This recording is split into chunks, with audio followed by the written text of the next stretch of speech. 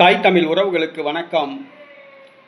விஜய்க்கு சுழற்சி முறையில் முதலமைச்சர் பதவி என்ற தலைப்பில் இந்த காணொளியை நாம் காண்கிறோம்.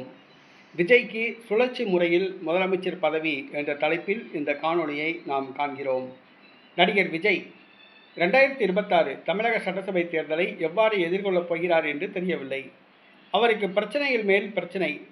தவேக ஆரம்பிக்கப்பட்ட பிறகு விஜய்க்கு அவப்பெயர்தான் மிச்சம். இந்த சூழ்நிலையில் வருகிற சட்டசபை தேர்தலில் தேசிய ஜனநாயக கூட்டணியில் வந்து இணையுமாறு அமித்ஷா வேண்டுகோள் விடுத்துள்ளார். திமுக மீண்டும் ஆட்சிக்கு வந்தால் உங்கள் கட்சி காணாமல் போய்விடும், திரையுலகிலும் நீங்கள் மீண்டும் நடிக்க செல்ல முடியாது என்று அமித்ஷா எச்சரித்துள்ளார். தற்போதுள்ள ஒரே கொள்கை திமுகவை வீழ்த்த வேண்டும் என்பதுதான் நமது கொள்கை. ஆகவே தேசிய ஜனநாயக கூட்டணியில் வந்து இணையுமாறு கூறியுள்ளார்.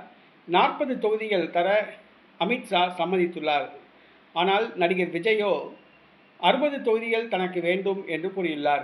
மேலும் சுழற்சி முறையில் முதலமைச்சர் பதவி வேண்டும் என்று கூறியுள்ளார். முதல் 2.5 வருடம் அதிமுக எடப்பாடி முதலமைச்சர் பதவியில் இருக்க வேண்டும், அடுத்த 2.5 வருடம் விஜய் முதலமைச்சராக இருக்க வேண்டும் என்று விஜய் கோரிக்கை வைத்துள்ளார். இதுக்கு எடப்பாடி பழனிசாமி சம்மதிக்கவில்லை என்று கூறப்படுகிறது. எடப்பாடி பழனிசாமி தான் தேசிய ஜனநாயக கூட்டணியின் முதலமைச்சர் வேட்பாளர். விஜய்க்கு துணை முதலமைச்சர் பதவி வழங்கக்கூட எடப்பாடி பழனிசாமி சம்மதிக்கவில்லை.